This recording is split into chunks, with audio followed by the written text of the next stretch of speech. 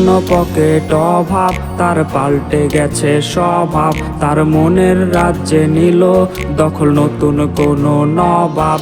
আমার ভীষণ কষ্ট হয়, আহা সে তো আমার নয়। ওরে করলো রে সে এক, হায়রে নিখুঁত অভিনয়। আমার পুরুষে পুরুক বুক, তুই কুরারে তোর সুখ। তবু মরার আগেও আমি দেখবো না রে তোর মুখ।